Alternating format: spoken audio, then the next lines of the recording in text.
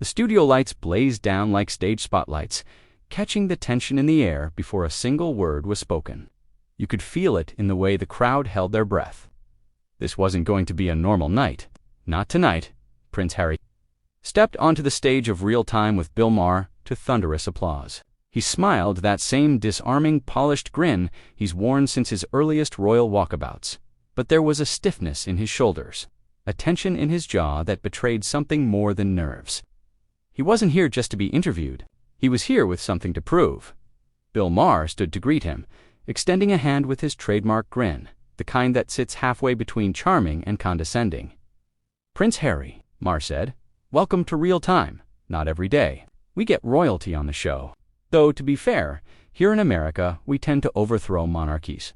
The crowd laughed, not politely, genuinely. But Harry's smile flickered just slightly. "Well, Bill," Harry replied, settling into the guest chair with royal poise, "I don't think I fit the traditional mold anymore. I've been living the American dream, as they say." Maher leaned back. He smelled blood already. The American dream. Sure. But what you've been doing lately, the interviews, the Netflix series, the memoir, it's starting to feel more like the American soap opera. And it's a very expensive one. Harry's posture changed just slightly straighter now. The smile didn't leave his face, but it became colder.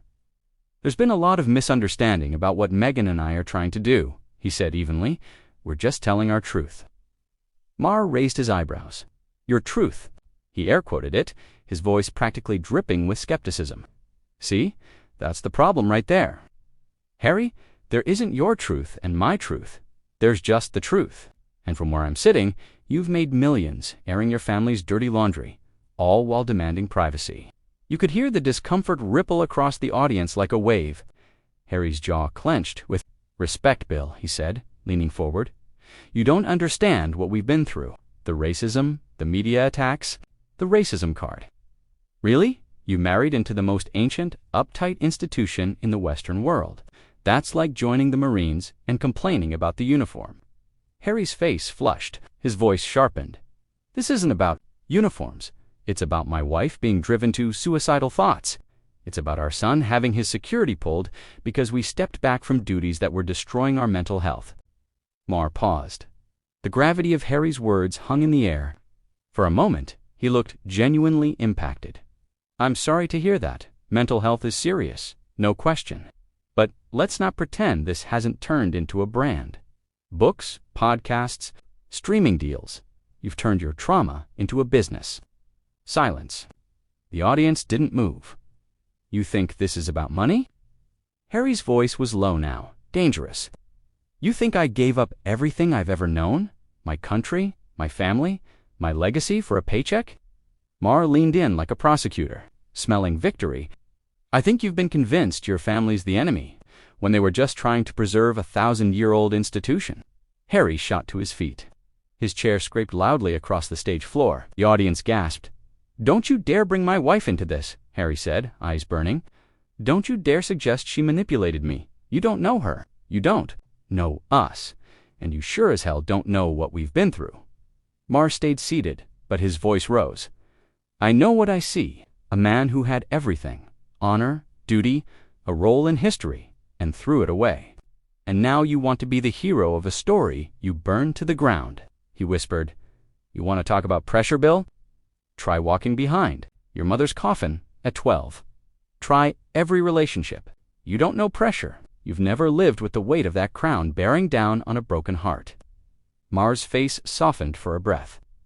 "I'm sorry about your mother, truly. Diana was special, but she fought from within. She didn't run. She didn't take her story to Netflix. She stayed and pushed for change." "Don't you dare use her name to defend your ignorance," Harry snapped. "She would have supported exactly what I did. She would have understood why I had to protect my family." The temperature in the room had shifted again. Audience members shifted nervously, some looking toward the stage exits, finally matching Harry's physical presence. "You want to talk about Diana? Let's." "She stayed and fought even when it broke her. You took the first exit to Montecito." Harry's skin went pale, then red. His hands trembled. "You've never sacrificed anything for anyone, Bill," he said through gritted teeth. "You sit there every week, passing judgment on lives you could never understand. lead to stay. To endure, you could have been a force for good from within the monarchy. Instead, you became a professional victim.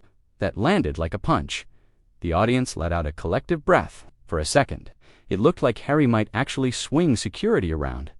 The studio subtly adjusted their positions. Harry's voice trembled with rage. "Professional victim," he hissed. "You think losing my mother, serving 2 tours in Afghanistan, watching my wife nearly die, you think that makes me spoiled? You had every resource, every privilege," Maher shot back, "and you chose to torch the institution your grandmother spent a lifetime building because your feelings got hurt." "My feelings?" Harry laughed, a hollow, bitter sound. "You think this was about hurt feelings? She was suicidal. We were told not to speak, not to get help, because it would look bad. That's what we were dealing with. And millions of people deal with mental health issues every day without a Montecito mansion to retreat to," Maher countered. "They stay, they fight, they don't monetize their pain." Harry stepped closer, their faces now inches apart. "You think this is easy," he whispered. "We gave up everything. We were cast out, judged, mocked, and people like you sit on your high horse and turn our trauma into late-night comedy." "I call out hypocrisy," Maher replied. "You're living in it. You wanted to escape the media circus, and now you are the media circus. Your story, your pain, your truth, always your story." The tension was unbearable now. The air felt thick enough to choke on. The audience barely moved. The cameras continued rolling, capturing what felt like a slow-motion implosion. "Don't you bring my brother into this," Harry warned, when Maher invoked William Doane. "You talk about family you know nothing about." Maher didn't flinch. "He's carrying the crown. You're carrying a grudge." For a second time froze, and then Harry whispered, barely audible. No one spoke, no one moved. And somewhere from the far back of the audience, a single person exhaled audibly, as if they'd been holding their breath the entire time. If you're watching this, don't just sit back. This moment isn't just about royalty. It's about rage, pressure, pain, truth, and the cost of choosing love over legacy. If you feel it too, if you believe in real conversations that pull back the veil, then now's the time. Hit that like button, share this video. Subscribe, because what's coming next will shake the studio walls.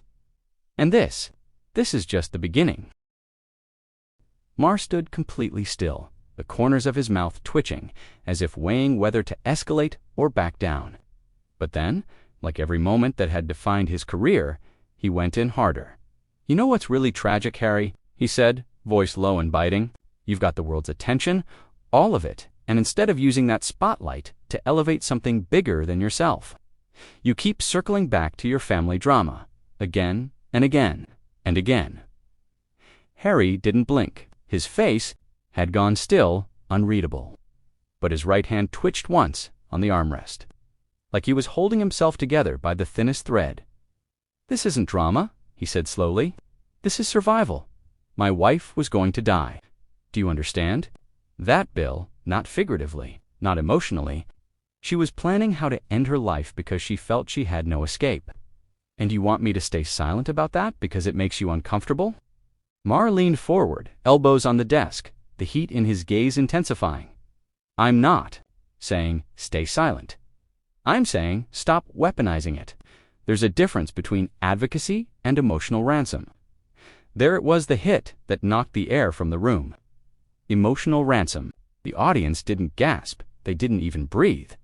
Harry blinked once, hard. Then he rose from the chair slowly, deliberately. He paced in front of the desk like a caged lion in a collapsing circus tent. "You sit there, in your expensive suit," he began, his voice trembling just under the surface. "And you treat this like some intellectual exercise, a debate for ratings. But for me, every word I say out loud is a wound being peeled open again.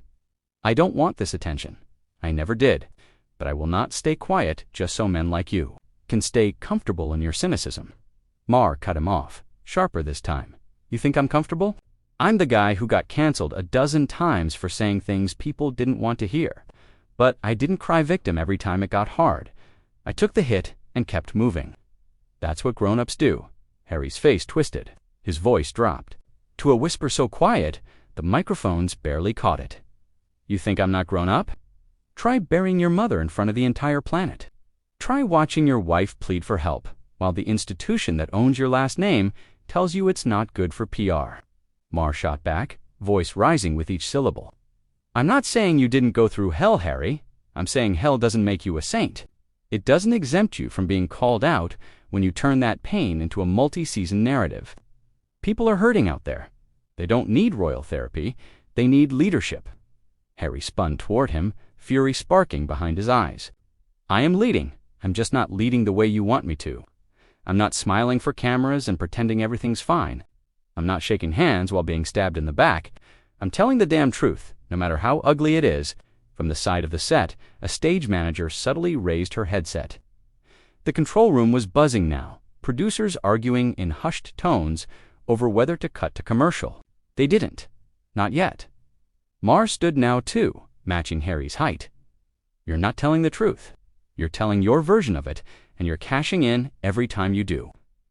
I'm using my voice, Harry snapped. Something your kind always told my family not to do. Be silent, be stoic, be proper. Well, screw proper. Proper almost killed us. At that, a woman in the front row audibly gasped. Another clutched her chest. The cameras zoomed in tighter. Maher gestured. To the crowd, his voice rising over the murmurs, Do you see this, Harry? You're not changing the game. You are the game now. The tabloids don't need to invent headlines. You're giving them the script, line by line. I'm not here for headlines, Harry roared. I'm here for accountability, for justice. For every person who's been told they're too dramatic or too emotional or too unstable to deserve help, Maher didn't flinch. And yet somehow, the spotlight always ends up back on you. That one hit. Harry stepped back. Just slightly. Not a retreat, but a wound that registered. You think I want this spotlight? He whispered. But the fury behind his voice still roared. You think I wanted to turn my life into a battlefield? I had a role, a title, a country. I walked away because I refused to let my wife become another silent tragedy. Maher held his ground. You could have walked away quietly. Harry's laugh came sharp, bitter. There is no quiet when you're royalty, Bill.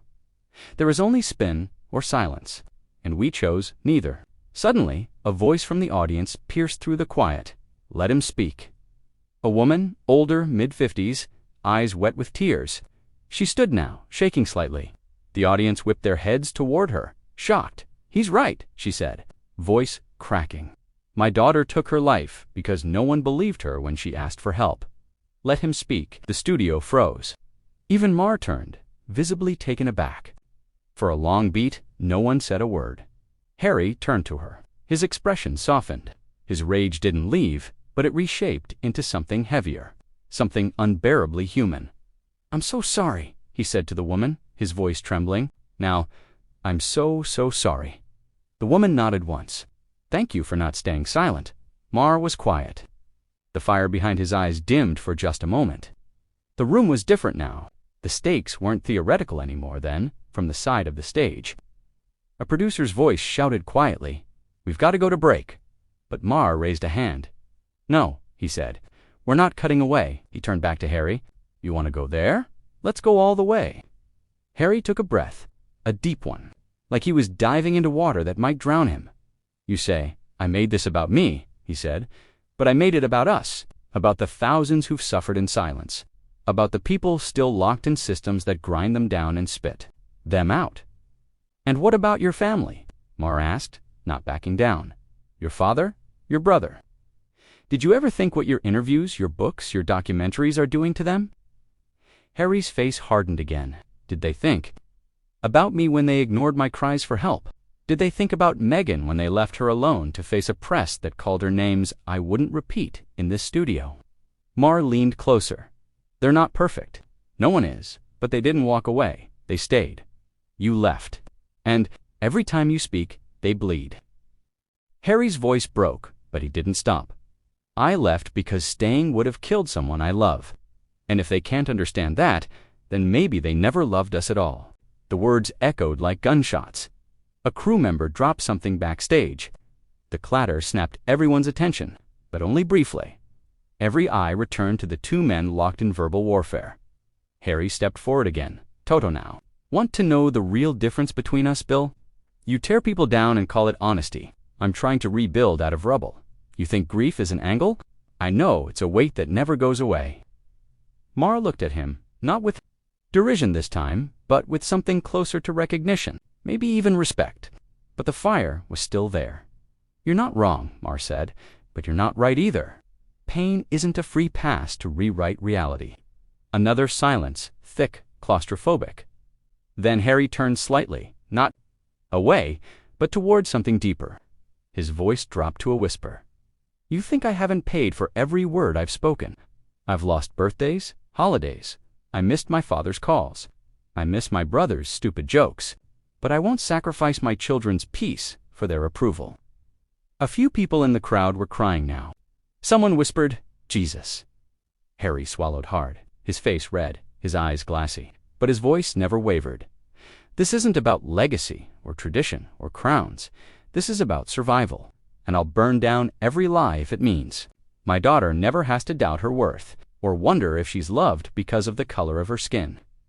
The crowd erupted not with cheers, but with that stunned, guttural murmur of humans realizing they just witnessed something real. Unfiltered, live. And this moment. It wasn't ending, it was only getting started. Maher stood stock still, jaw clenched, eyes flicking across the audience, now visibly shaken. The silence between them hung like smoke in the rafters, thick and choking. Then he exhaled, a slow, measured breath. You just said it, Harry, Maher muttered, his voice hushed but cutting. You'd burn down every lie. Harry turned to him. Something inside him cracked then. The anger didn't vanish. It metastasized into something colder, something final. There are no bridges left, Harry said, his voice stripped down to raw bone. Long before I ever lit a match, not just years, generations. Maher circled back, toward his chair, but didn't sit. You're not dumb, Harry. You know how this ends. You know what this becomes? You're not going to be remembered for reform or change or advocacy. You're going to be remembered for the rupture, the betrayal. That's the legacy you're writing right now. Harry tilted his head, a long pause, then slowly stepped forward until he was within arm's reach. The air between them pulsed with heat. You think I care how they remember me? Harry's voice dropped low, dangerous. You think I wake up in Montecito and measure myself by headlines?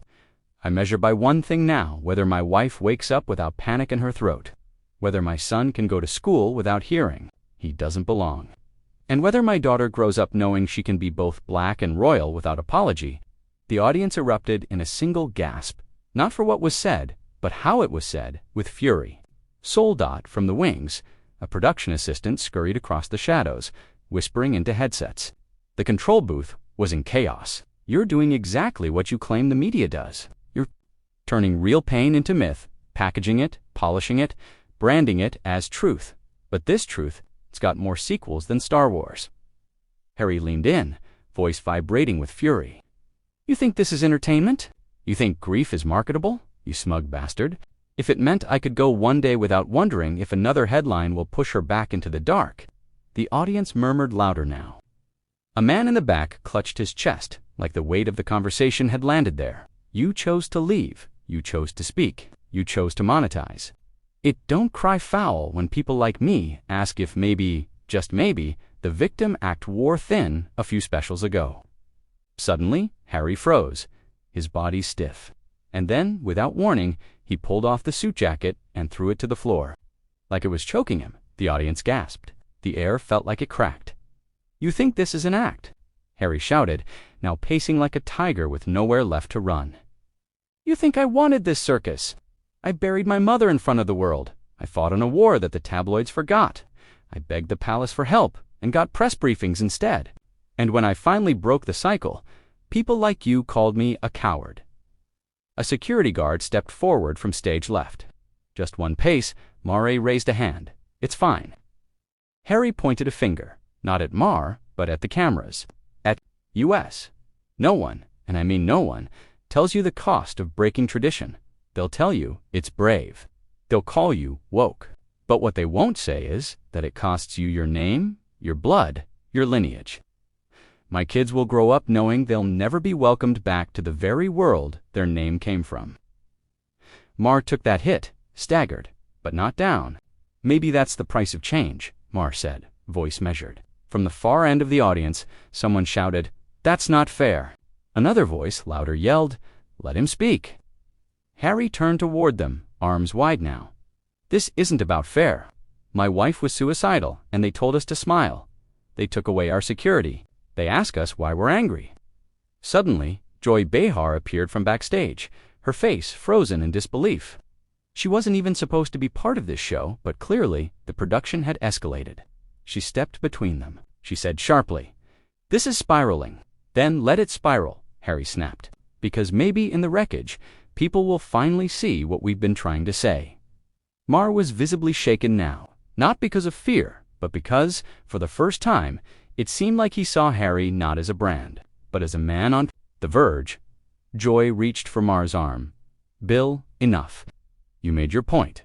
Maher didn't move, something unspoken passing between them. Rage, grief, recognition. Harry spoke again, softer this time.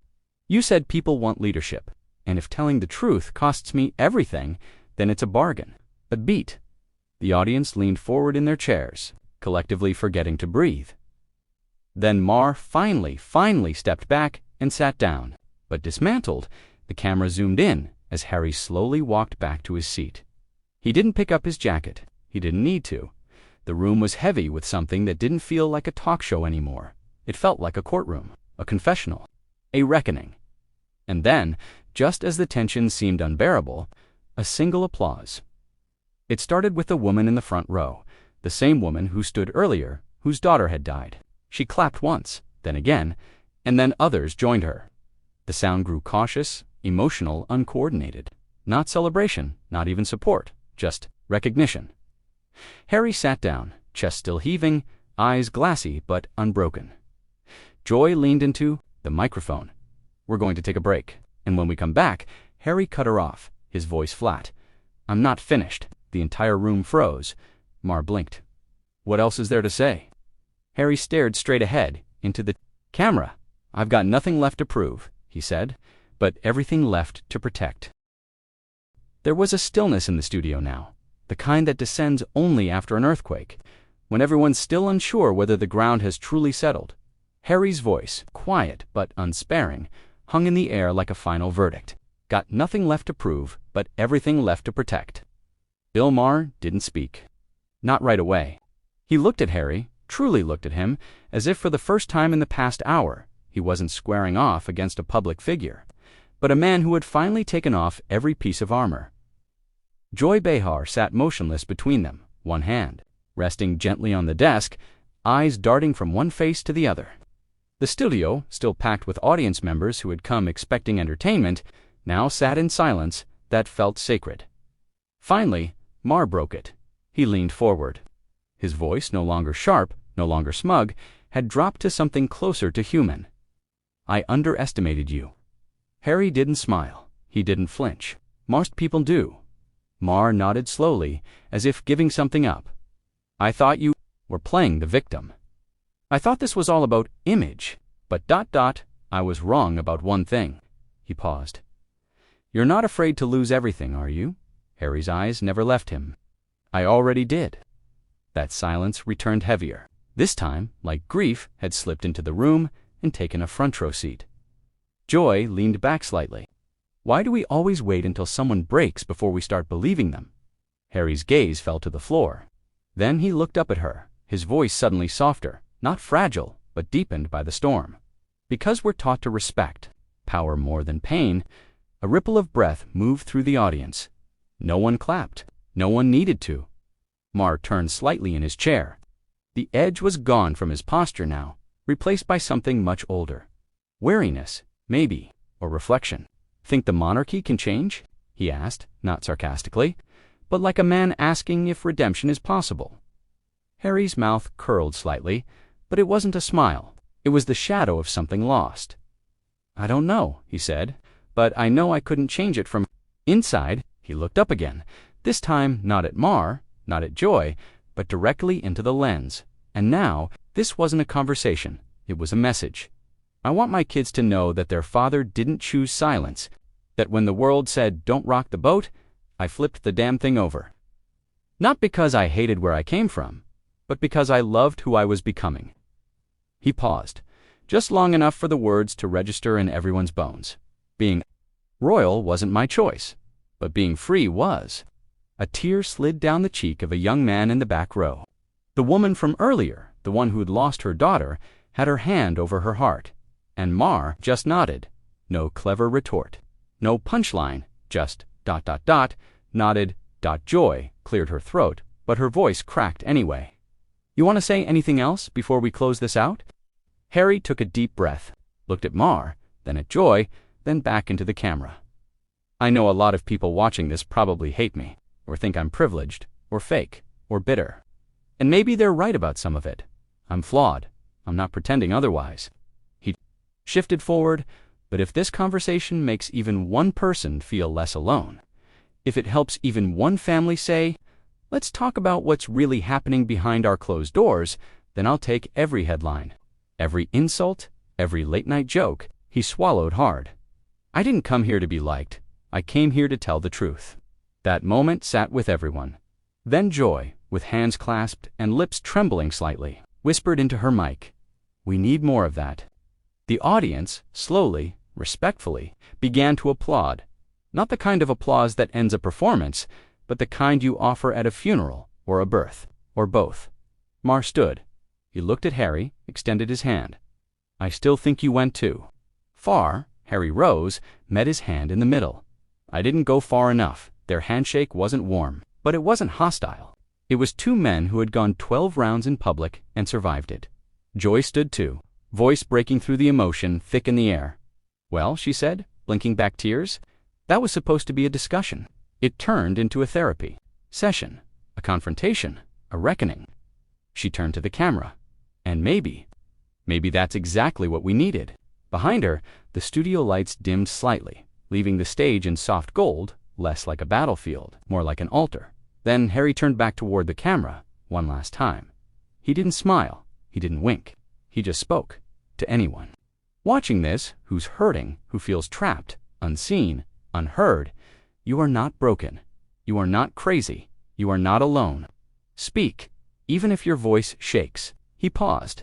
"And when they tell you to be quiet, speak louder." And with that, the lights dipped. The credits rolled, but no one moved.